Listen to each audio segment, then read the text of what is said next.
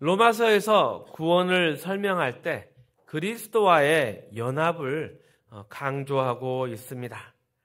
오늘 우리가 함께 본 로마서 7장에서도 우리가 율법에 대해서 이제 죽었고 죽음에서 살아나신 그리스도와 하나가 되어서 연합되어서 열매를 맺게 하신 것이 하나님의 구원이다, 이렇게 말씀하고 있습니다. 그런데 보통 구원에 대해서 말할 때 자기 중심적으로 생각하고 말할 때가 많습니다. 자신의 느낌이나 경험만 가지고 말을 합니다. 그러다 보니 어떤 문제가 있게 됩니까?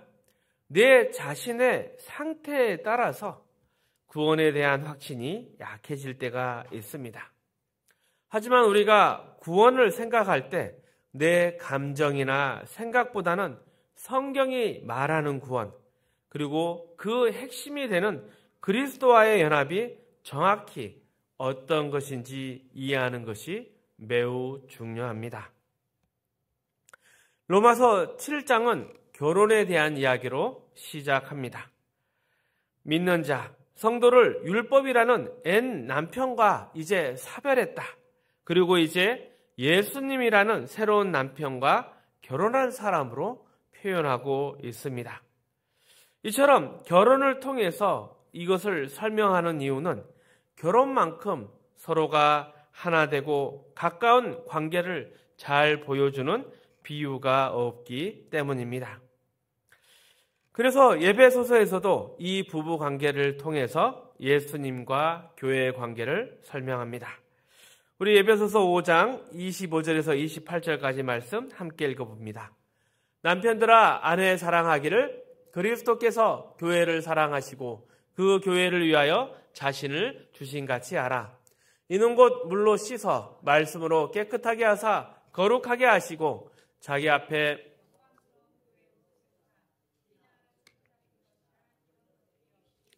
거룩하고 흠이 없게 하려 하심이라. 이와 같이 남편들도 자기 아내 사랑하기를 자기 자신과 같이 할지니 자기 아내를 사랑하는 자는 자기를 사랑하는 것이라. 여기서 보면 남편들아, 아내를 사랑하라 합니다. 그리고 이 사랑이 예수님께서 교회를 위해 자신의 목숨을 주신 사랑과 같다고 말합니다. 생각해 보십시오. 어떤 목적을 위해서 그 대가로서 내 목숨을 내어준다. 그것이 가장 크고 위대한 것이기 때문에 내 목숨을 내어놓는 것입니다. 이렇게까지 주님께서 자신의 목숨을 주신 이유는 그만큼 우리를 소중하고 귀하게 보셨기 때문입니다. 그리고 또 28절에서는 남편들에게 아내를 자기 몸처럼 사랑하라 합니다. 이 말은 아내를 사랑하는 것이 곧 자기 자신을 사랑하는 것이다. 이와 같다는 것입니다. 그만큼 부부는 하나로 연결된 사이라는 것입니다. 계속해서 에베소서의 5장 29절 30절을 함께 읽습니다. 누구든지 언제나 자기 육체를 미워하지 않고 오직 양육하여 보호하기를 그리스도께서 교회에게 함과 같이 하나니 우리는 그 몸의 지체임이라. 교회인 우리가 예수님의 몸이고 우리는 그 몸의 한 부분이라 합니다. 30절에 우리는 그리스도의 몸의 지체다. 이 구절은 어떤 사본에서는 우리는 그의 뼈와 살이다, 이렇게 표현하고 있습니다. 뼈와 살이다. 이 말은 하나님이 아담과 하와를 만드셨을 때 아담이 하와를 보고 표현한 내용입니다. 내 살이고 내 뼈다. 이렇게 표현하는 의미는 무엇입니까? 우리와 예수님이 한 몸의 뼈와 살처럼 떨어질 수 없는 하나라는 것을 강조하기 위해서입니다. 이처럼 그리스도와의 연합을 강조합니다. 그런데 많은 사람이 신앙생활할 때 자기의 느낌이나 확신에만 집중합니다. 내 믿음이 강하고 또 어려운 문제가 없거나 또 삶에 좋은 일만 있을 때는 구원이 확실해 보이지만 세상에 의해서 마음이 흔들리고 그래서 내 믿음이 약해지면 내가 구원받은 자녀인가 이렇게 불안해합니다. 하지만 하나님의 구원은 내 느낌이나 상태에 따라서 달라지는 것이 아닙니다. 그리고 오늘 본문에서 우리가 율법에 대하여 중임을 당했다 이 말은 이제 구원의 기준이 내 안에 있지 않다는 것입니다. 이제 우리가 그리스도와 함께 죽어서 율법에선 벗어나서 이제 그리스도와 함께 부활하여 한 몸이 되었습니다.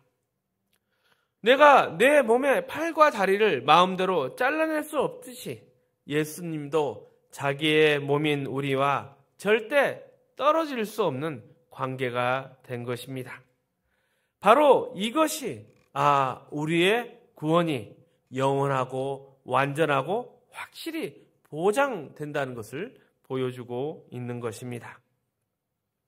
계속해서 에베소서 5장 31절, 32절 말씀입니다. 함께 읽습니다.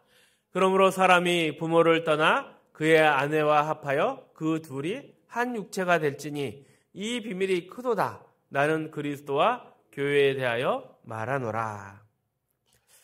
여기서 잠시 한 가지 더 살펴보고 갈 것은 믿는 자에게 있어 가정은 매우 특별하고 소중한 의미를 가지고 있습니다. 성경은 부부를 하나라 합니다. 그렇기 때문에 부부가 하나이기 때문에 서로 지켜야 할 중요한 원칙이 있습니다.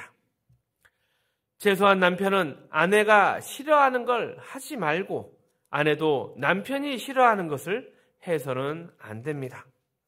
더 적극적으로는 남편은 아내가 좋아하는 걸 하고 아내도 남편이 좋아하는 것을 따라해야 합니다.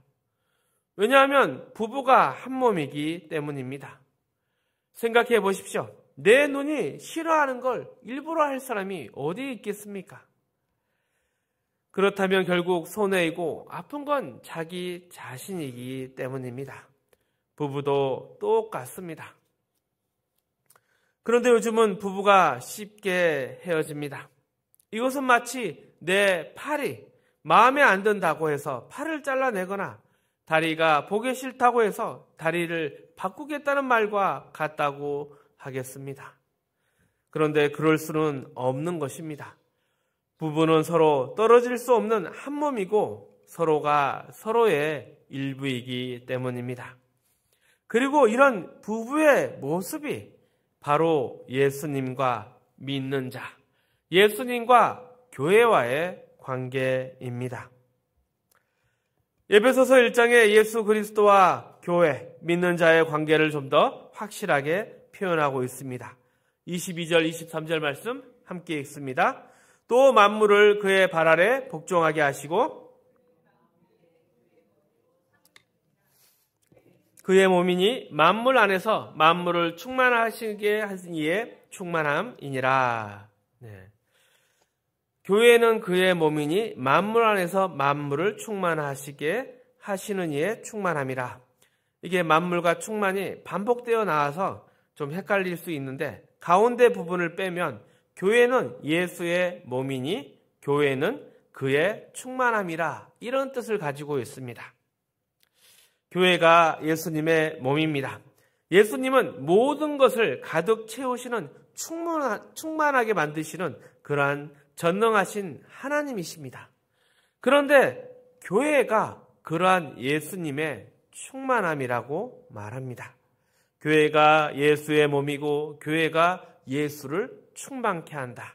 예수를 만족해 한다. 예수님이 온 세상을 충만하시게 하시는 분인데 왜 교회를 통해서만 자신을 충만하게 하실까요? 여기서 교회는 건물이나 조직이 아닙니다. 교회는 바로 믿는 자들입니다. 다시 말해서 예수님은 믿는 자들과 함께하지 않고서는 만족하지 않겠다는 뜻입니다.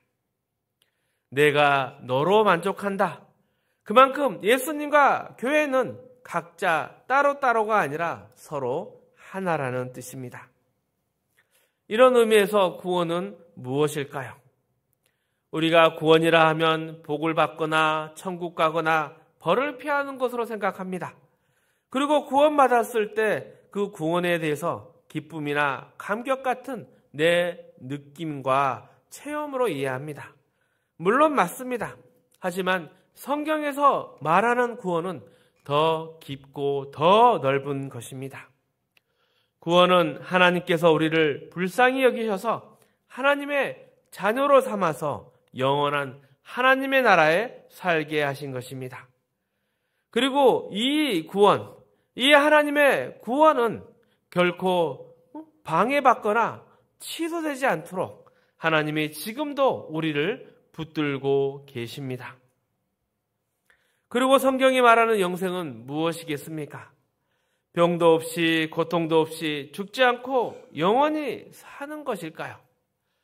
요한복음 17장에 가보면 예수님은 영생에 대해서 이렇게 말씀하십니다. 요한복음 17장 2절 3절 말씀입니다. 아버지께서 아들에게 주신 모든 사람에게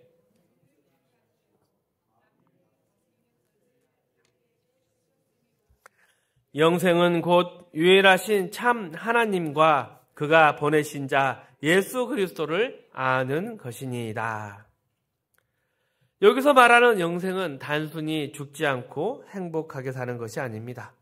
물론 그런 것도 포함되어 있지만 더 중요한 것은 하나님 아버지와 예수님을 깊이 알고 친밀한 관계를 맺는 것입니다. 그리고 여기서 안다는 것은 지식적인 알미 아니라 부부가 서로 살아가면서 잘 알아가듯이 아주 가까운 관계에서 쓰는 표현입니다. 그래서 우리가 성경에서 말하는 이 구원과 영생을 함께 생각해 볼 때 우리의 신앙의 가장 중요한 것은 내가 예수님과 얼마나 가까이 연결되어 있는가입니다. 그러니 내가 부족하거나 실수했다고 해서 예수님처럼 멀어졌다, 예수님과 멀어졌다, 내가 구원을 잃어버렸다 이렇게 생각해서는 안 되는 것입니다. 예수님과의 하나됨, 이 연합이 나의 기분이나 실패에 따라서 흔들리는 것이 아니기 때문입니다. 자, 그렇다면 이처럼 우리가 구원을 받아서 예수님과 하나가 되었습니다. 예수님과 연합된 자가 되었습니다. 이렇게 하나가 되었다면 그 다음엔 무엇을 해야 할까요? 그리스도와 한 몸이 되어서 하나된 우리에게 가장 필요한 것은 무엇일까요? 죄를 짓지 않는 것, 거룩하게 사는 것? 하지만 성경은 신앙의 핵심이 바로 순종이라 합니다. 내가 예수님과 하나 되었다는 것을 이제 알았다면 이제 그 한 몸으로서 가장 먼저 해야 되고 가장 중요하게 해야 될 것은 예수님께 순종하는 것입니다. 로마서 7장 오늘 본문이 부부에 관한 이야기로 시작할 때 처음에 나오는 표현에 우리는 귀를 기울일 필요가 있습니다. 7장 1절 말씀이 이렇습니다. 형제들아 내가 법하는 자들에게 말하노니 너희는 그 법이 사람이 살 동안 그를 주관하는 줄 알지 못하느냐. 주관하는 줄 알지 못하느냐. 이것을 부부관계에 빗대어 표현하면 이렇습니다. 성경에서 부부에 대해서 말할 때 남편이 가정의 머리라고 합니다. 물론 이것은 아내가 남편보다 못하다 아니면 그 밑에 부리는 부하다 이런 뜻을 가지고 있는 것이 아닙니다. 서로의 역할이 다를 뿐입니다. 손과 발 중에 어떤 게 더 중요하냐고 묻는 건 이상한 질문입니다. 남자와 여자도 똑같습니다. 역할만 다를 뿐 높고 낮음이 아닙니다. 그래서 아내가 남편에게 순종한다는 것도 마찬가지입니다. 이것도 역할일 뿐 여자가 남자보다 낫다는 뜻이 절대 아닙니다. 그래서 여기서 중요한 것은 우리가 그리스도와 한 몸이 되었고 그리고 이제 한 몸이 된 우리에게 가장 필요한 것은 순종입니다. 마치 부부간에 서로에 대한 그 순종처럼 우리가 순종이 필요합니다. 구원받은 우리가 왜 순종해야 되는가? 순종은 그냥 덮어놓고 믿어라, 맹목적으로 따르라는 것이 아닙니다. 우리가 예수 안에서 구원을 받았고 또 그 예수 안에 영원한 진리, 영원한 생명의 길이 있기 때문입니다. 우리가 예수께 순종함으로 우리는 비로소 우리의 올바른 자리, 인간의 인간다움, 하나님의 자녀다움을 찾게 되었습니다. 그러니 우리는 그 예수 안에서 순종을 통해서 진짜 권위와 진리를 만날 수 있습니다. 그리고 또 예수 안에 우리 삶에 올바른 질서, 합당한 질서가 있습니다. 우리가 하나님의 자녀가 되었다는 것은 하나님께서 우리를 다스리는 것입니다. 자녀가 당연히 부모님께 순종하는 게 맞습니다. 그래서 우리도 당연히 하나님 앞에 또 주님 앞에 순종하는 것입니다. 이것이 바로 하나님이 정한 질서입니다. 그래서 이런 질서 가운데 살아갈 때는 우리가 구원받기 전과 후처럼 분명한 차이가 있습니다. 구원받기 전에는 내 마음대로 살았습니다. 하지만 이제는 나를 구원하신 분이 계시고 나는 그분의 자녀가 되었습니다. 그러니 그분의 말씀대로, 그분의 뜻대로 기꺼이 순종하며 살아갑니다. 이러한 대비에 대해서 에베소서 4장 17절에서 19절은 이렇게 설명합니다. 함께 읽어봅니다. 그러므로 내가 이것을 말하며 주 안에서 증언하노니 이제부터 너희는 이방인이 그 마음에 허망한 것으로 행함같이 행하지 말라.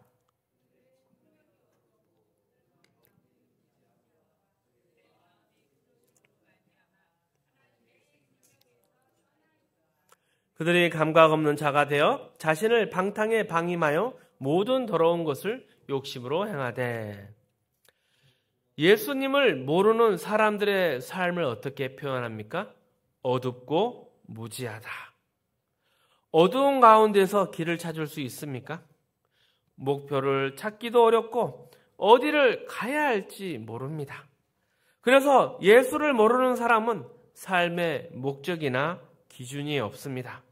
꼭 가야 할 곳도 없고 그저 하고 싶은 대로 하다가 싫으면 그만두는 삶입니다. 그래서 이런 삶을 어둡고 무지하다 말합니다. 반면에 예수 믿는 사람은 다릅니다. 명확합니다. 진리가 예수 안에 있기 때문입니다. 그리고 그 예수 안에 있는 진리를 우리가 배웠고 그 진리를 따라 살도록 요구받고 있기 때문입니다. 우리가 예수를 통해 진리를 배웠고 그 진리대로 참된 인생을 살아가신 예수를 배웠기 때문에 우리도 이제 진리를 따라 살아야 합니다. 그래서 예수 믿는 자들은 때로는 하고 싶은 걸 참을 수도 있습니다. 그리고 때로는 잘못된 길이라면 많은 손해를 보더라도 즉시 돌이킬 수 있습니다. 이것이 참 생명과 참 진리 되신 예수께 순종하는 것입니다. 하나님의 뜻을 따라 새 사람으로 살아가라. 새 사람으로 살기 위해 우리는 조심해야 할 것들이 있습니다. 내 욕심과 내 기쁨대로 내 인생을 채우다가는 하나님이 진짜 원하는 것을 놓치게 됩니다. 그저 내 인생 아무렇게나 허비하다가 크게 후회하는 것입니다. 그리고 구원과 신앙생활이라는 것은 내 욕심이나 내 기분을 만족시키는 방법이 아닙니다. 신앙은 자기 만족이 아니라 오직 예수님을 배우고 알아가는 것입니다. 내 기분, 욕망에 따라서 행동할 것이 아니라 오직 말씀에 순종하는 것입니다. 세상 사람들이 보기에 좋아하는 일, 도덕적으로 괜찮다고 해서 그것이 멀쩡한 인생, 하나님의 뜻대로 사는 인생이 아니라는 것입니다.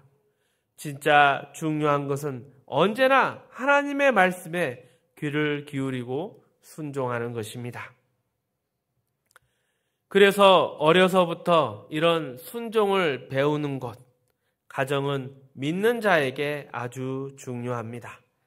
그리고 그 가정에서 부부가 바로 서야 가정이 건강합니다. 요즘 많은 자녀들이 권위나 사랑, 순종과 행복을 느끼지 못하고 자랍니다. 부모님이 서로 존중하고 사랑하는 모습을 본 적이 없기 때문입니다. 그저 서로의 필요에 따라서 만나고 헤어지는 그런 모습을 보다 보니 그들의 삶도 둥둥 떠다니고 세상을 허비하고 있습니다. 이렇게 사랑과 보호를 받지 못한 아이들의 마음이 계속 상처받고 자라나지 못합니다. 그렇다면 건강한 가정, 건강한 부부가 되기 위해서 어디서부터 시작해야 할까요?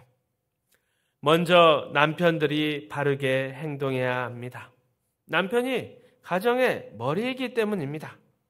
그래서 부부가 다툴 때 폭력을 쓰거나 함부로 말해서는 절대 안 됩니다. 혹시 남편이 아내를 때리거나 물건을 던지는 것은 최악의 행동입니다. 또 반대로 아내가 남편보다 말을 잘한다고 해서 계속 말대꾸하고 따지는 것도 좋지 않습니다. 서로 싸울수록 손해보는 것은 결국 둘 다입니다. 이건 단순한 다툼과 해결, 갈등의 문제가 아니라 서로에 대한 책임과 인격의 문제입니다. 가정에서 남편의 역할은 책임과 권위를 갖는 것이고 아내의 역할은 그에 순종하며 돕는 것입니다. 서로 각자가 자신의 역할을 잘 감당해야 가정이 바로 서는 것입니다. 특히 가정의 머리인 남편들이 잘해야 합니다. 책임 있는 모습과 사랑을 먼저 보여줘야 합니다. 이 모습을 보고 자녀들이 자라나야 건강한 가정이 됩니다. 생각해 보십시오. 예수님이 교회를 먼저 사랑하셨습니다. 구원과 예수님에 대해서 모를 때 예수님이 교회를 위해서 먼저 죽으셨습니다. 이러한 부부의 모습이 바로 믿는 자가 예수님께 가져야 할 순종과 책임의 관계입니다. 이처럼 우리도 예수님과 하나라면 예수님이 싫어하는 일을 해서는 안 됩니다. 예수 믿는다고 하면서 그분의 말을 무시하고 마음대로 사는 건 있을 수 없습니다. 우리가 비록 연약하고 부족하여도 우리가 예수님과 연결해 있기 때문에 우리의 구원은 영원합니다. 그러니 더더욱 순종해야 합니다. 종교적으로 도덕적인 이런 멋있어 보이는 행동을 넘어서 예수님이 원하시기에, 예수님이 뜻하시기에 내 자존심을 내려놓고 기꺼이 순종할 수 있어야 합니다. 비록 그 삶이 세상 사람들에게는 작게 보이고 하찮게 보이더라도 예수님이 원하신다면 그것이 가장 위대한 또 귀한 삶입니다. 말씀을 정리하겠습니다. 성경에서 말하는 구원의 핵심은 하나님과 하나 되는 것입니다.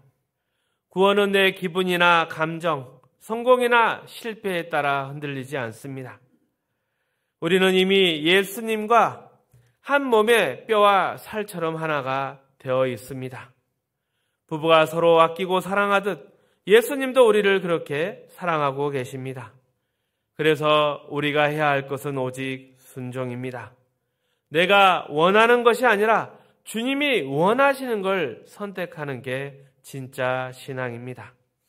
내 마음대로 살지 말고 우리의 영원한 생명 대신 진리 대신 예수님을 따라 살아야 합니다. 이것이 구원의 삶이고 하나님 가장 기뻐하시는 길입니다. 이 사실을 꼭 기억하시고 예수님과 더 가까워지는 또 하나가 되어가는 삶을 살아가시기를 축복합니다.